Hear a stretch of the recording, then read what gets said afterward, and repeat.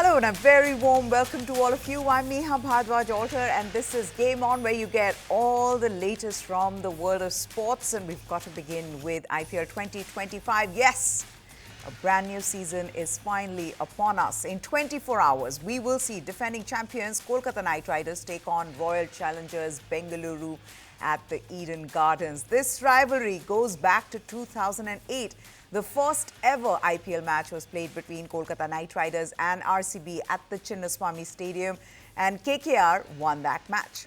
Here we are, 17 years later, starting season 18 with this blockbuster. Both these teams have faced each other 34 times, and interestingly, the Kolkata-based franchise enjoy a huge 2014 head-to-head record against Royal Challengers Bengaluru. KKR enjoy a healthy advantage at the Eden Gardens as well, having won 52 of their 88 games that they played here at home. Last season, KKR had a formidable run at the Eden Gardens, winning 5 out of their 7 games. In fact, KKR scored their highest ever IPL total last year when they put up 261 for 6, with Sunil Narayan scoring 100. However, Punjab Kings, they managed to chase down the target in a thriller. Now, KKR's triumphant season saw Gautam Gambhir getting to move Sunil Narayan up the order with full salt, and it turned out to be a master stroke. Narayan and Salt, they tore apart bowling attacks, scoring 559 runs in 12 innings, to which included, in fact, 650-plus partnerships between the two of them. Narayan, he scored 488 runs in 12 innings, hitting a century and 350s, whereas Phil Salt, he struck 435 runs with 450s at a strike rate of 182. It was this winning partnership that took them to the finals, and then they won the finals. But KKR will want someone able to replace Phil Salt, because he will be in the rival dugout. That's right. Quite possibly it'll be Quinton de Kock. He's likely to fill the Salt void. Their new captain, Ajinkya Rahane, he will fit in at number 3 in place of their outgoing captain, Shreyas Iyer. The overseas bench looks strong, with Rahmanullah Gurbaz as the backup opener, and fresh picks Moeen Ali and Rovman Powell bringing power and versatility. With Rinku Singh, Ramandeep Singh and Andre Russell in the lower middle order, KKR remain among the most dangerous death overs team, and they would expect Varun Chakravarti and Harshit Rana to build on from their recent international form with the ball. So KKR's loss is RCB's gain when it comes to Phil Salt, because he will be sitting in the RCB dugout, but RCB too have lost the services of their captain Faf du Plessis. Rajat Patidar now, he was made the captain in his absence. RCB have a huge advantage in, of course, their talisman Virat Kohli, and they have a strong top order with Virat Kohli, Phil Salt and Patidar there. The Kohli and Salt, they will look to dominate the power plays and put pressure on the KKR bowlers. In the middle order, the presence of Jitesh Sharma, Liam Livingstone and Tim David will prove to be the most lethal for them. Livingstone, he knows how to play a quick-fire knock, while Tim David is the power hitter who can be RCB's dream finisher. Jitesh Sharma, on the other hand, brings a lot of stability and aggression in that batting lineup. RCB's bowling is a mix of youth and experience. Bhuvneshwar Kumar along with Josh Hazelwood, they will lead the pace attack. They also have spinner Suyash Sharma. He's a mystery spinner who might trouble the Kolkata Knight Riders batters on that Eden surface. The other big question mark around this game is the weather. Rain could impact Saturday's season opener between KKR and RCB. A bulletin from the Indian Met Department has issued an orange alert for the region. They've said that light or moderate rainfall accompanied with thunderstorms, lightning and gusty winds are expected till Saturday. Now, Kolkata Knight Riders vice captain Venkatesh Iyer talks about the leadership role for him in KKR, playing under Ajinkya Rahane, and also what he expects from the season ahead.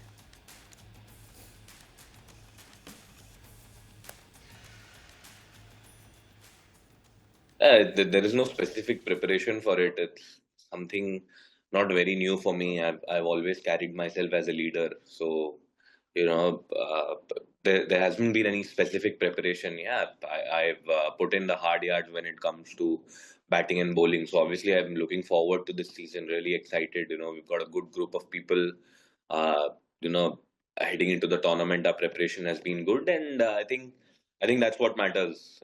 If you are willing to do the role, if you've accepted that you can be a leader in the group, then I think half the job is done. So yeah, really excited and looking forward to the season. But I carry myself in such a way that I believe that I can be a leader and contribute to the team in more than one ways, not just bat and ball. I feel that I do have it in me to be a leader, and that's why the management has, trusted me with the role. So yeah, I hope it comes off good. Really good equation with him. We're talking about someone who has led India across formats, who's led IPL teams in the past. I think great guy. He's got a great head on his shoulders. He's the most composed and relaxed guys I've ever met, and at the same time, he's been a stalwart of the game, hasn't he? He's scored runs. You name the place, he's scored runs. So I think it's going to be a great learning for me. So far, he's been an amazing leader of the group. He's been taking that initiative to make conversations with all of us and try to gel up in the group, and I'm quite excited to play under him. Now, KKR mentor Dwayne Bravo also launched his music company 4/7, named after his playing jersey number in India. The cricketer turned singer-composer became nostalgic about his first IPL season and playing in the same team with Sachin Tendulkar way back in 2008. It was a great experience because it was the first time I get to play in the same team with Sachin Tendulkar. And that was very special for me because growing up as a kid, growing up, you always see two players, Brian Lara, Tendulkar, Lara. Lara is my childhood hero, and also we come from the same village, represent the same team. So meeting Sachin for the first time was like a dream come true. And playing for Mumbai Indians, getting to meet the Ambani family was also very special for me. So I always tell people that I had the luxury of representing two of the most successful franchises in IPL history, and now I'm also the mentor of KKR, which is the third most successful team. So I'm also a big fan of Shahrukh Khan as well. All right, we shift focus from the IPL to International Olympic Committee and Zimbabwean swimming great Kirsty Coventry. She will replace Thomas Bach as the president of the International Olympic Committee. She smashed through the IOC glass ceiling yesterday to become the first female and the first African president of the Olympic sports world governing body in its 130-year history. Kirsty Coventry. Kirsty Coventry is the new president of the International Olympic Committee, becoming the first female and first African to secure the organization's top job in its 130-year history. The Zimbabwean swimming great clinched the race to replace Thomas Bach on Thursday. Coventry needed only one round of voting to emerge victorious, winning an immediate overall majority in the secret ballot with 49 of the available 97 votes. She beat out Juan Antonio Samaranch and Sebastian Coe. This is not just a huge honor, but it is a reminder of my commitment to every single one of you, that I will lead this organization with so much pride, with the values at the core, and I will make all of you very, very proud and hopefully extremely confident in the decision that you've taken today. She'll take over the presidency from Bach, who will step down in June after 12 years. On Wednesday, Bach became emotional when he was named honorary president for life. I'm grateful that after my career as athlete, I could continue to live my passion for sport. And I'm grateful that you allowed me to give back to sport. Coventry has long been a towering figure in Olympic circles. The 7-time Olympic medalist joined the IOC's Athletes Commission in 2012. And her election to the top job signals a new era for the organization. There are expectations that Coventry will bring a fresh perspective to pressing issues such as athlete rights, the gender debate, and the sustainability of the Games. A champion of sport development in Africa, Coventry has pledged to expand Olympic participation and ensure the Games remain relevant to younger generations. Professional wrestling is all set to be back in India after more than a decade. Wrestling Extreme Mania, also known as WXM, has announced the launch of their top-tier pro wrestling platform yesterday. With world-class infrastructure, top-notch production quality, and some of the finest wrestlers from around the world and India on their roster, WXM aims to become, or in fact bring, a pro wrestling revolution in India in the years to come. The announcement was made in the presence of the Indian origin pro wrestler Jinder Mahal, also known as Raj the Maharaja. Mahal is a renowned name in pro wrestling. He is one of the most successful Indian origin pro wrestlers and is a former WWE champion. Jinder Mahal's involvement has sparked speculation that WXM can be the game changer for the wrestling sport in the country. News9 exclusively spoke to Jinder Mahal about the WXM and pro wrestling scenario in India. First of all, Jinder, how's it coming back to India for WXM? Yeah, it's amazing.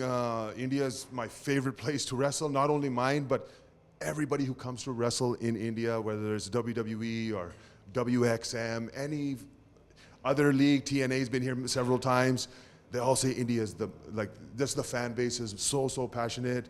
The culture, the food, it's unlike anywhere else in the world. You've been here before, like you said, and you've been around here right now. What is the difference in the level of talent that you've seen from your previous appearances to now, to what you're seeing right now? Yeah, the talent that I see here is amazing. They have everything. They have the look, charisma, characters, wrestling, the state-of-the-art performance center, you can call it. They get fed here, nutrition, training from a strength coach. They have a physiotherapist, and obviously in-ring training. It's a huge platform for them. Huge opportunity to take things to the next level. What do you think is the basic requirement for building that, and how is WXM treating that? Obviously, it's a huge investment, which, as I see from the facility, the dome they've created, they've made that investment, investing in the future of wrestling in India. Second off, we need the talent to step up and work hard, which they're doing. You can take one look at them and see their physique, see their shape, their confidence that they have, and you can see they've been doing the work. And obviously a platform. What do wrestlers here now need to do for, say, if they have to go abroad and like dominate and become the WWE champion like yourself? What do you think that those wrestlers need to look out for? The number one thing is experience, repetition. Because training can only take you so far. Wrestling in front of a crowd cannot be emulated or simulated in a training center. Yeah, but it's great for learning moves, it's great for trying new things, trying new characters, working on your conditioning, working on your body, but there's nothing like wrestling in front of a live crowd. All right, from wrestling to football now. For the fans who grimaced their way through England's run to the Euro 2024 final, new head coach Thomas Tuchel's pledge will be music to their ears. Yesterday, Tuchel said his team will focus on the joy of winning and not the fear of losing. German Tuchel, he takes charge of his first game later tonight as England host Albania at Wembley in their opening World Cup qualifier. The match is the first step in a journey the Football Association hope will lead to the glory in the United States. England reached their second successive European Championship final last year in Germany, but it was anything but a barnstorming run with timid displays against the likes of Denmark, Slovenia and Slovakia. Tuchel was reminded about comments he made while working as a pundit for Euro 2024, in which he'd said that Gareth Southgate's England were shackled by pressure. Asked if England shirt weighed heavily on a squad full of regular trophy winners, a relaxed Tuchel injected humour, displaying his linguistic expertise. I heard this a lot, that the shirt, that it's a heavy shirt. It is in fact not. It's a high quality shirt, and it will even like way less when we come to America, because they already work on a shirt that adapts to the climate there. So the shirt is not heavy in reality. But of course, I know what the players mean, and then you know, it maybe is another way to put it. What I felt watching the Euros, I felt tension and pressure on the shoulders of the players, and it felt to me that they were more afraid of. They were playing for not to lose and not to have even more pressure added maybe in the home country. Than the excitement to maybe make something special happen. And I think we need to turn this around, because, as you said, we have so many experienced players, so many players who won the trophies with their clubs. And I think we have every right to be self-confident. Tuchel, whose 18-month contract with the Football Association began in January, he admitted the week had been a crash course in international management. He is the 5th England coach for captain Harry Kane, and the striker admitted he was initially surprised that his former Bayern Munich manager had been chosen. I was surprised, if I'm honest.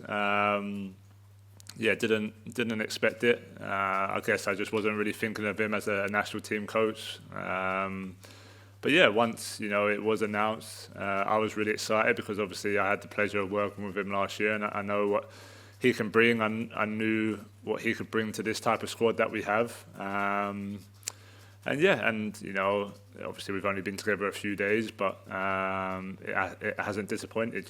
He's bringing exactly what I thought he would, and I think camp after camp, as he settles in, as we get to know him more, I think we'll improve as we go. But ultimately it's about building up until next year, and these are important camps to do that. Well, this one was a shocker. The United States bid for a 4th consecutive CONCACAF Nations League title came to a stunning end as they fell 1-0 to Panama after a stoppage time goal from Cecilio Waterman on Thursday in Inglewood, California. But Panama, they spent the bulk of the match defending, but pounced on a giveaway by the Americans before substitute forward Waterman sent a shot from the right side of the area to the bottom left corner late in stoppage time.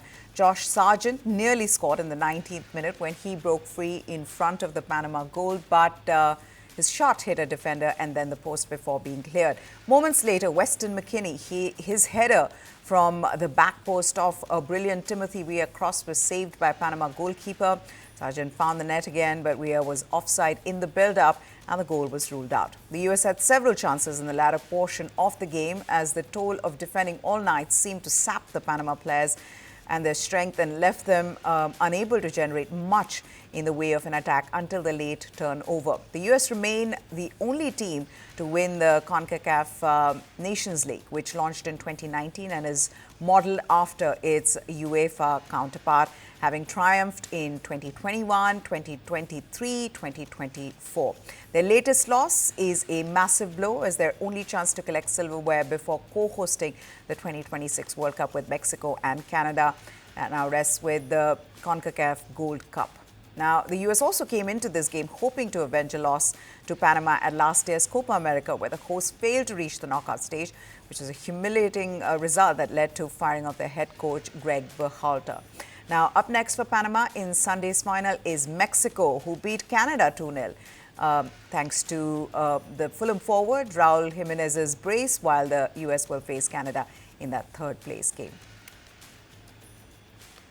The NBA's Boston Celtics are being sold to the head of a California private equity firm for $6.1 million. That's a record price for a U.S. sports franchise, and the club's owners have confirmed this news. Boston Basketball Partners said in a statement it had agreed to sell the iconic team to William Chisholm, who is a managing director and co-founder of Symphony Technology Group. If approved, the new ownership group will buy a majority of the team this summer at an initial valuation of $6.1 billion. This was in the statement. They confirmed the purchase price reported by U.S. media. That is the highest ever offered for a North American sports team, surpassing the $6.05 billion paid for the NFL's Washington Commanders in 2023. Celtics majority owner Vic Grousbeck said in a news release that Bill is a terrific person and a true Celtics fan.